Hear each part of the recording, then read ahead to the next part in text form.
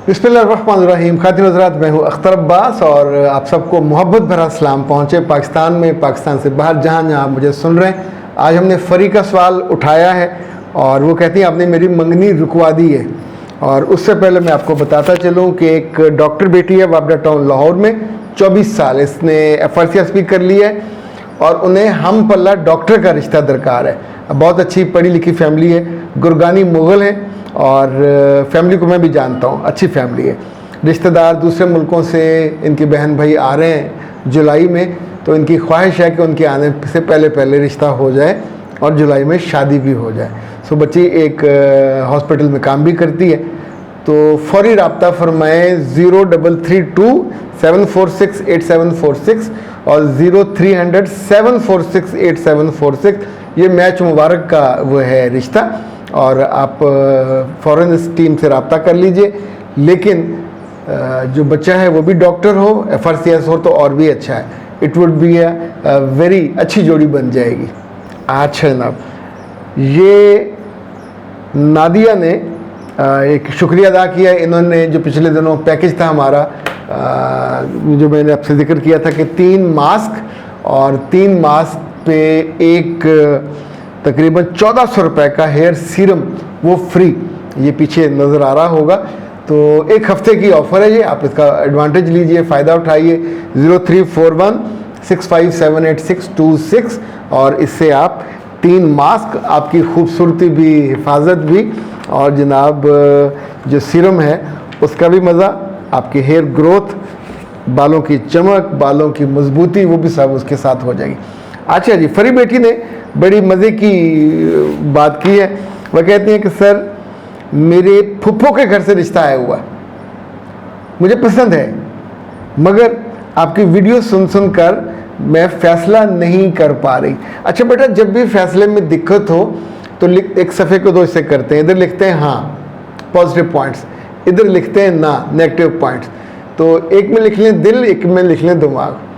मैं दिल से फ़ैसला नहीं करता, दिमाग से फ़ैसला हमेशा फ़ायदा होता।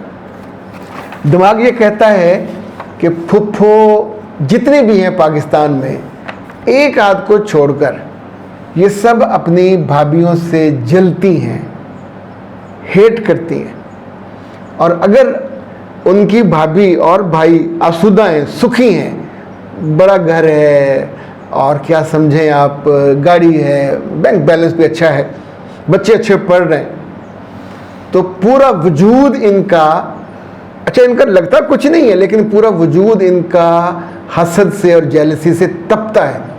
दैट्स द ओनली रीज़न कि नंदें अपनी भाभीयों से नफ़रत खाती हैं। वो कहती हैं कि मेरे घर में इतनी सहूलत नहीं है और मेरा भाई कमाता है और मेरा भाई ऐसा और मेरा भाई वैसा, और ये मेरे भाई की लेगेसी को खा गई, लेके चल रही है, तो तुम भी तो किसी के साथ हो ना।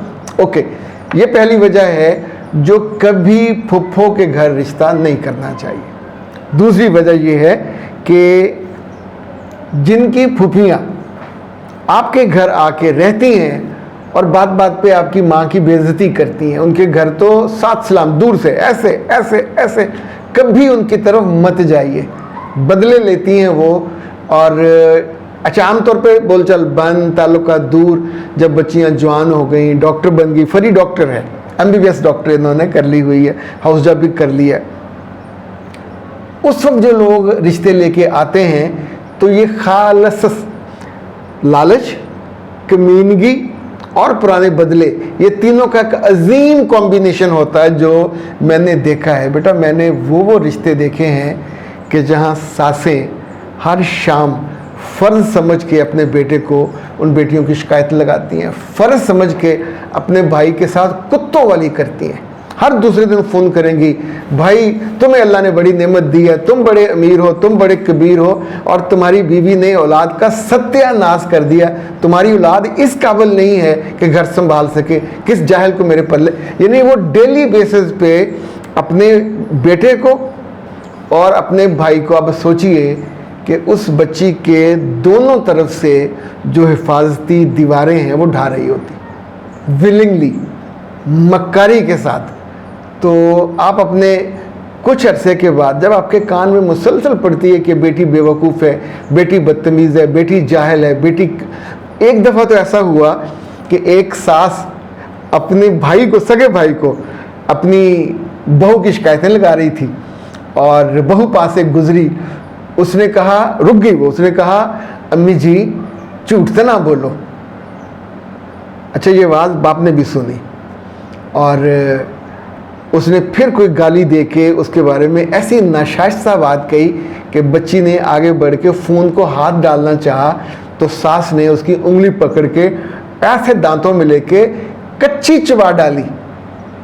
अच्छा, अब सोचिए, वो बच्ची कहती है जी मेरा तो कोई इंटेंशन ही नहीं था, लेकिन जब मेरी चीख निकली, दर्द हुई तो मेरा हाथ उठा और उसने एक जन्नाटेदार थप्पड़ मारा और मार के उसके पाँव में बैठ गई कि नहीं नहीं नहीं, मुझे नहीं पता कैसे लग गया। लेकिन सोचिए कि उस थप्पड़ की गूंज, वो जो फिल्म थी ना कोई जिसमें अनुपम खेर कहता है कि इस थप्पड़ की गूंज वो वहाँ तक जाएगी, और वो फिर ऐसी गूंज तो जाती है। घर नहीं बच सका था उसी थप्पड़ की वजह से। 100 माफियाँ भाई ने भी मांगी, उसने भी मांगी, पर she created such an atmosphere कि जिसमें आप वो करने पे मजबूर हो जाते हैं वो चाहती हैं। ऐसी तमाम फुफियाँ, मैंने इनको अपने बेटों को अपने कमरे में सुलाते, उनके कमरों के दरवाजे खुले रखते, रात को 12 बजे से पहले बेटे को इजाज़त नहीं होती कि अपनी बीवी के कमरे में जाए, और जाते हुए वो कहती हैं बेटा तुम्हें कसम है माँ की, अगर तुमने उसे सर पे चढ़ाया, जो उसके साथ ताल्लुक़ बनाया, तो मैं तुम्हें दूध नहीं बख्शूंगी। अब सोचिए ऐसी हराम खोरी वाली जो सोच है, फिर लेके जो आए वो इसी इंटेंशन से लेके आए थे कि इसको बर्बाद करना है। वो बच्चियाँ, ये एक दो नहीं है, दसियों हैं मेरे पास केसेस कि सारी सारी रात बैठ के या रोती हैं या फिर घुलती हैं, और मियाँ जब आता तो परे परे मेरे करीब नहीं आना। अगर कभी कोई ऐसी लड़की कह दे कि आए एक सेल्फी बना लें, तो कह के तुम कमीनी, तुम अय्याश, तुम मक्कार, तुम्हें ये क्या सोचते चोचले कभी। अब सोचिए बीवी किससे कहेगी कि मेरे साथ, मैं ये मामू और फुफ्फो के बच्चों की बात कर रहा हूँ। तो मेरे बच्चे फ्री, आप, अच्छा ये तो हुए नेगेटिव। पॉजिटिव में क्या है दिल का, आपको अच्छा लगा, कैसे अच्छा लगा? फिर आपने कहा कि मेरा ख्याल करेगा, अजम्पशन है। तीसरा आपने कहा कि अच्छा ये बताइए ना, तो कभी उसने इजहार मोहब्बत किया ना, आपके ख्याल रखने की कसम खाई, तो फिर कैसे उसके साथ चलेगा?